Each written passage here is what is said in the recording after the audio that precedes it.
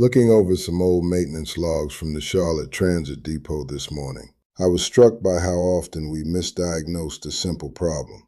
We had these buses that would overheat, and the first thing everyone wanted to do was add more coolant or spray down the radiator with a hose.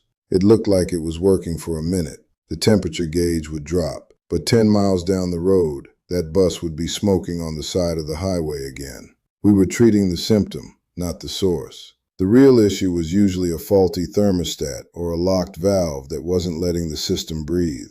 We were pouring water into a closed loop, and we're doing the exact same thing with our hearts when we focus entirely on the salt shaker. I'm 72 years old now, and for most of my life I was told the same story you've probably heard 1,000 times. If your blood pressure is high, it's because you're eating too much salt. The salt holds on to water. The water fills your pipes, and the pressure goes up. It sounds so simple, like a basic law of plumbing. So, like a good soldier, I cut out the bacon, I stopped seasoning my food, and I ate meals that tasted like damp cardboard for years. But my numbers barely budged. I was doing everything right, and yet my heart still felt like it was under a heavy load. I felt like I was failing at a game where the rules didn't make sense. In our talk today, I want to share the truth that my daughter Danielle finally helped me understand. A truth that most doctors simply don't have the time to explain. First, I'm going to show you why salt isn't the villain we've been told it is, but rather a passenger in a car that's being driven by someone else. Second, I'm going to explain the insulin kidney lock, which is the real reason your body is refusing to let go of that extra fluid. And third, I'll tell you exactly how I unlock my own system, allowing my kidneys to finally do the job they were built to do without me having to starve myself of flavor. I remember a conversation I had with my son Marcus about this. He's in the insurance business, always looking at the root cause of a claim. He asked me once, "Dad, if salt is the problem, why do some people eat all the salty food they want and stay perfectly fine, while you're over here measuring every milligram and still struggling?" It was a fair question. It made me realize that the salt wasn't the engine, it was just the cargo. The real problem was the gatekeeper. Your kidneys are the gatekeepers of your blood pressure. Their entire job is to balance the salt and water in your system. If you have too much, they should just flush it out. That's how a healthy machine works. But there is a master switch that can lock those kidneys in the hold position, and that switch is insulin. Most people think insulin is just for blood sugar. But in our bodies, it acts like a signal to the kidneys. When your insulin levels are high, even if you aren't diabetic, it tells your kidneys to hang on to every single grain of sodium they can find. It's like a supervisor at the depot telling the crews to lock the gates and let nothing leave the yard. No matter how much you try to drain the system by avoiding salt, the gates are locked tight. I lived in that state of locked gates for a long time. I was eating bread, pasta, and low-fat snacks that were spiking my insulin all day long. My blood sugar might have looked okay on a standard test, but my insulin was screaming at my kidneys to keep the pressure high. I was essentially trying to empty a swimming pool with a teaspoon, while the garden hose was still running full blast. Once I understood that the problem was the insulin, not the salt, the whole picture changed. I realized I didn't need to fight the salt. I needed to talk to the supervisor. The way I unlocked my system was by changing the timing of when I eat. I started practicing what they call 16-8 fasting.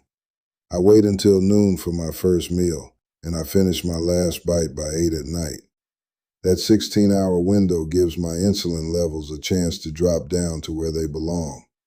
It gives the supervisor a chance to go home and let the gates open. For the first time in my life, my kidneys started flushing out the excess naturally.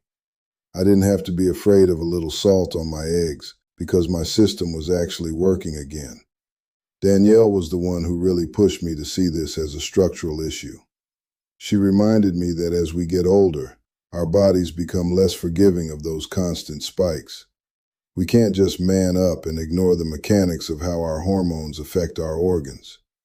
I had to learn to be a better supervisor of my own internal schedule. I started focusing on foods that don't send my insulin into a tailspin. good fats, lean proteins, and plenty of greens. Gloria and I realized that we could actually enjoy our meals again once we stopped chasing the wrong villain. I think about my friend Harold sometimes. He was a man who lived his life by the old rule book. He spent 20 years avoiding salt like it was poison, and he still ended up with a heart that was tired and worn out. He thought he was doing the right thing, but he was just managing the wrong symptom. I wish I could have shared this with him. I wish I could have told him that the valve was just stuck and there was a way to turn it. I carry that responsibility now, the responsibility to tell you that you don't have to live in fear of your dinner plate. Control begins with what you stop normalizing. I had to stop normalizing the idea that high blood pressure was just an inevitable part of turning 70. It's not. It's a sign that the system is out of balance, and usually it's a sign that the signals are getting crossed. When you lower your insulin, you unlock your kidneys. When you unlock your kidneys, your blood pressure finds its natural level. It's a beautiful piece of biological engineering when you stop fighting it and start working with it. I'm 72 years old, and I feel more in control of my health today than I did when I was 50. I'm still moving, still tending to my garden, and still watching those buses roll through Charlotte. I'm not just a passenger in this journey. I'm the one with my hands on the controls. I want you to feel that same sense of alivio, that relief that comes from finally understanding how your own machine works. Take care of your vessels, neighbor.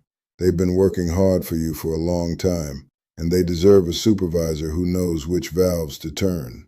I'll be right here, still checking the logs and still grateful for the road ahead. I'll see you next time.